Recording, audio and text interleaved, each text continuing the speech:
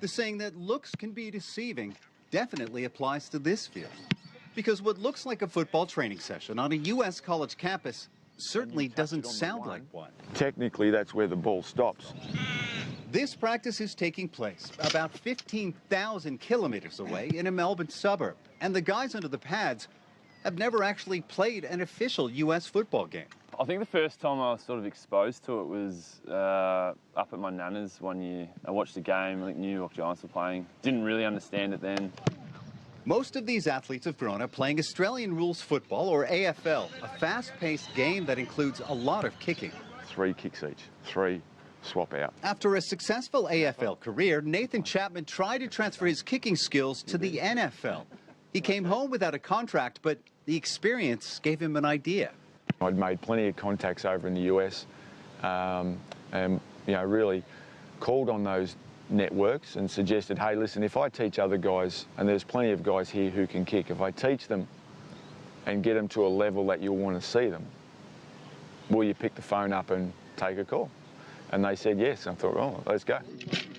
13 years later, Chapman's idea, Pro Kick Australia, has an astounding 95% success rate of placing Australian punters. This kid now kicking's going to Michigan State. With U.S. college teams with full scholarships. And 3 of his graduates, including Michael Dixon, are punters in the NFL. College games now brought where the natural part of our game is, which is the Aussie rules drop punt. They've brought that back into the college system. So we have a lot of our guys get asked to do what we do now naturally. To put this all into perspective, it's estimated that the odds for actually making it to the NFL are 1 in more than 4,000. And remember, that's for people who grew up in the country playing the sport. The odds are against you, I would say. Yet Georgina Hayes' son Blake, also a Pro Kick graduate, Blake punted 11 times that game, is the starting punter for the University of Illinois. Our boys grew up kicking a football.